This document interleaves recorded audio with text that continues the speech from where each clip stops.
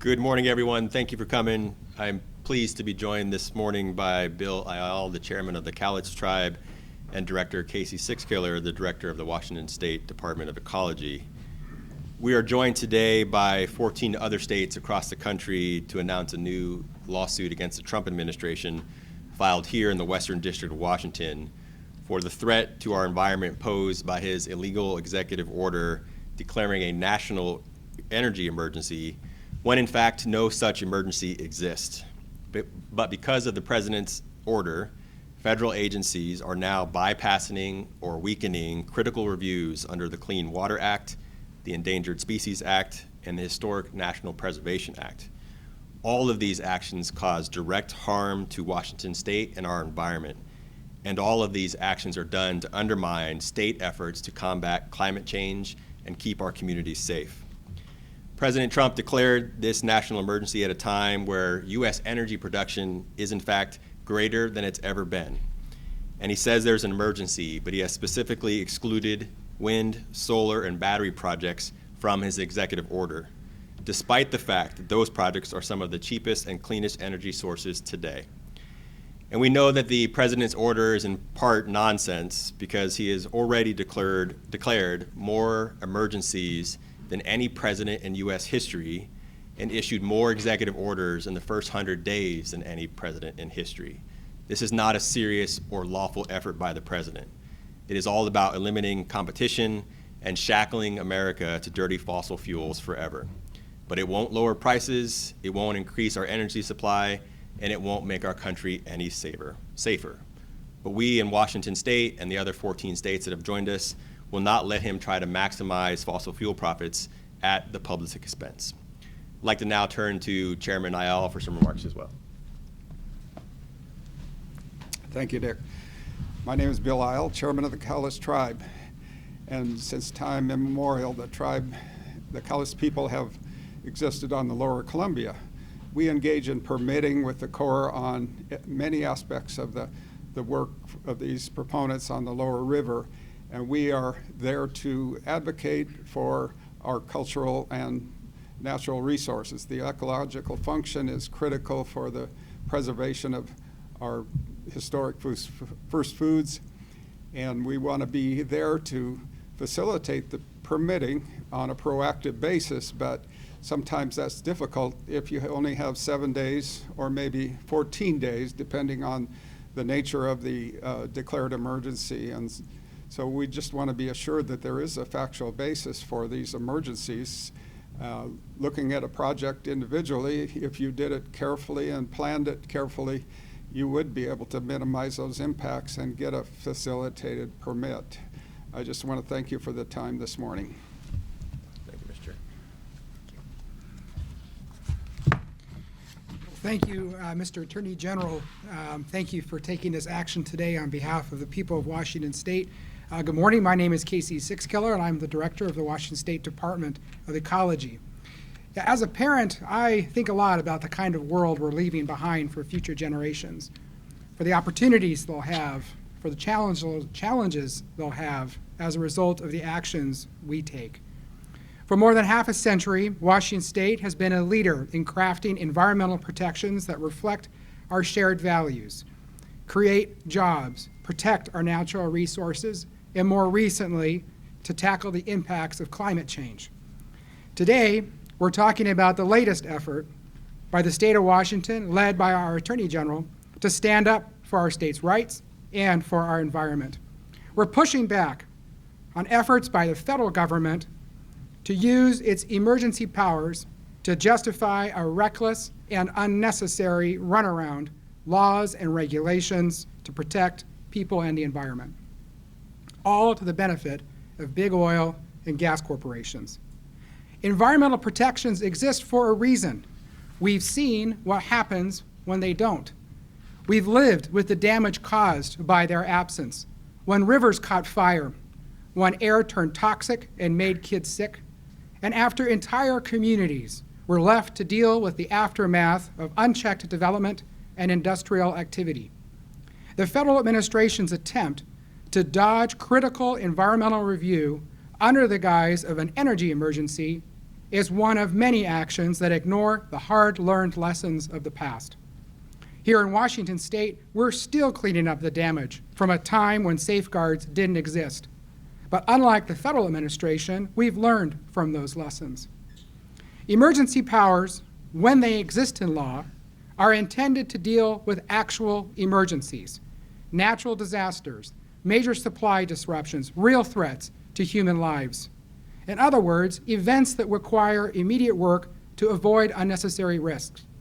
There is no such emergency here. Declaring a national energy emergency when the United States is producing more oil and natural gas than ever before doesn't reflect reality.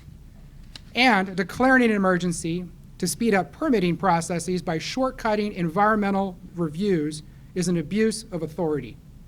I've participated in these permitting processes from the federal side, both in Washington, D.C. and as the EPA Regional Administrator for the Pacific Northwest and Alaska. I've done it from the local government perspective at the City of Seattle and King County and now at the state. So I can tell you the system is working.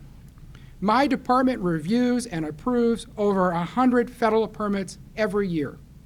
We have a streamlined process that keeps these permits moving, and we issue them within mandated timeframes, which is why you never hear about them. And yes, there are instances when more complex projects require more rigorous review to make sure we minimize risks to the environment while ensuring these important projects can proceed. By cutting corners, the administration risks throwing the entire permitting process in chaos for applicants and causing unnecessary harm to the environment. Every business and permit applicant I have ever worked with has prioritized regulatory clarity, certainty, and accountability. The fact is that the federal administration's actions will decrease regulatory certainty and create risk and potential liability for developers. The risk of environmental harm doesn't go away because federal agencies throw up their arms and say, whatever. State agencies, local governments, and tribes will do whatever is necessary to make sure the federal government's illegal actions don't harm our land, our waters, or the people of Washington State, including by filing this lawsuit. Environmental regulations aren't red tape. They're guardrails that protect our air, water, land, and keep people safe. As Governor Ferguson has repeatedly said, we're not going back. We're standing up for what we know is right, we're standing up for the law, and we're standing up for the people and places that call this place home. Thank you very much. Thank you again, and happy to take any questions. Go ahead, John. Got a couple. You always do. Yes, I'm long-winded.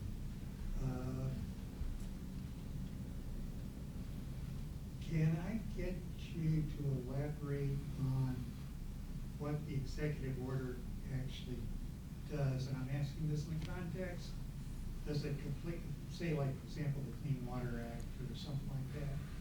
Does it eliminate the entire act? Does it just eliminate regulations or rules that were later added under the act? Does it specifically get rid of reviews or public hearings? I'm asking for elaboration on what specifically, if I wanted to build my, I'll use that, Horse Heaven Hills wind farm. I guess wind farm's not in this, but if I wanted to put a coal plant or put a oil plant or an oil line or something along the Columbia Gorge, what would be eliminated? What would the feds not be doing in addressing that? Well, it's a complex answer, so let me try to simplify it a little bit for you. The order was actually issued by the president in January, and it directed a number of departments in the federal government to review some of their permitting processes under the Clean Water Act and some of the other acts we've referenced.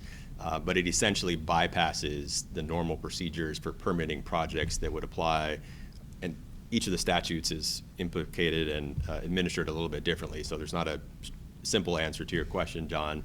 But as Director was saying, each of those acts provides for specific permitting requirements that projects have to meet, the parties that are participating in those projects have to comply with. All of those provisions are entitled to or intended to protect the natural environment from the danger that might be posed by moving too quickly and not reviewing thoroughly a host of issues. And so essentially the president has attempted to bypass those normal procedures that are intended to keep us safe. But because each of those acts has a number of different provisions, it's hard to specify each of the various things. Okay, I'll re-ask this in a generic way. Is there a danger of hearings or reviews or procedures being eliminated or shortcutted under that executive order? Absolutely shortcutted. I mean, it doesn't eliminate the Clean Water Act, but it simply bypasses some of the protections, for example, that are within the act. Is it just Washington State? A lot of your lawsuits have been joined with other states? No, 14 other states, yeah, but filed here in Washington. I'm sorry. But it's filed here in Washington. And can you just talk about some of the specific projects that maybe they're already in process, so you kind of are looking at those projects that you expect to possibly move along more quickly and to have corners cut on them? I don't know if the director has that information, but if not, we can provide it later today. What would be sort of the worst case scenario here if the Trump administration's plan goes through as they're proposing? Communities are less healthy, and waters are polluted, and our lands that we protect through all these various statutes are more dangerous. I mean, that is the basis for these acts to exist in the first place, is to provide safety precautions for the public. You know, so you have some assurance that when you go out into your natural environment, you're not going to be sickened by other projects that have been built in the area or that are impacting the area. That is why we have these protections. Are you seeking a temporary restraining order? No, not immediately. We'll file further action after the complaint today. Is that part of a broader strategy to stop looking for those orders in the last few cases? To stop looking for them? Yeah, instead of just going for the regular. Well, no, every single executive action is different. And so we look very carefully at the specifics of the executive action and the harm that is potentially imposed by those actions. So some of those executive orders have immediate harm that we have to go for immediate relief. Some we can move at a more normal course of business. You know, unlike the president, we don't simply call things an emergency when they're not an emergency. And so we are very thoughtful in making sure that we use our legal tools according to the standards that are set forth. We have a couple things online, I think, Kurt. Yes, there's a question online.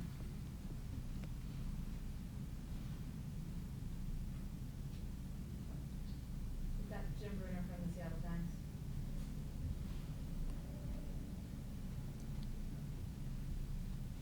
Jim, can you hear us?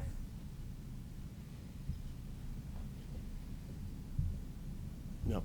Brandon, not anymore. Happy to follow up, Jim. Yeah. John? Might be a question for the chairman.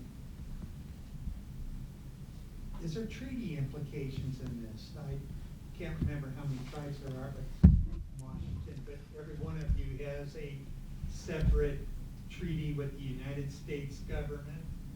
And I'll say the really obvious one, you're entitled to 50% of the fish in your normal fishing grounds and have hunting ground protections and so on. Does this executive order throw a real monkey wrench into the treaties? Good question. Not for us, but generally, yes, it does for most tribes. The Kalas tribe is unfortunate in that there was an executive order issued in 1862 by President Lincoln that opened our lands to settlement without a treaty. And so those are unceded lands in Southwest Washington, nearly 3,000 square miles of Southwest Washington. And so, but we work proactively with the agencies and the permitting agencies as well to restore the resources, so one day we will have access to our own first foods and traditional uses of the land. Okay, I'm coming at you from the fact that with the feds, I know the tribes are separate from the state government, you're your own sovereign governments. And I know you cannot speak for any tribe other than your own. But is there a danger to the feds of the tribe saying, U.S. government, you're violating our treaties and we're gonna sue the hell out of you? Well, there will be treaty implications, no doubt, on this, but working with the new administration, I see the Secretary has experience working with tribes. So we're just beginning the dialogue with the federal administration, and my hope is that we can enlighten them on some of these issues, better protect the resources, but also help with these permitting conundrums that are created. And the net result for us is that we get 2 weeks to review and respond to a permit. Those are unfunded mandates that come with it, and some of these are pretty significant permits, some of them are not. They're just pipelines that might be otherwise take 10 years to plan out and decide, now I'm going to do it. So they know what they're going to do well in advance. It's a maintenance function, I think, for the pipelines type projects. You have another question online? Yeah, we've got a question from Cairo 7 asking what are the specific Washington harms? Well, the complaint is, I think, 62 or 63 pages, and it details a lot of those harms, so I would just refer you to the complaint. Anything further? Sure. Last one, John. If I'm doing my mental count correctly, I think this is 14 or 15 lawsuits. 16. 16, okay, I'm keeping up. And what exactly are you seeking from the lawsuits? Are you seeking elimination of the entire executive order? Are you seeking elimination of parts of it? What's your sought after end game? Well, not the entire executive order, but the portions of the order that illegally bypass specific statutory requirements for how permits are issued and the review process therein. You know, the executive order contains a lot of directives to cabinet agencies that aren't inherently illegal, but the provisions that bypass existing statutory protections for these our natural environment is what we're seeking relief from. Okay, thank you again for everyone for coming. Appreciate it.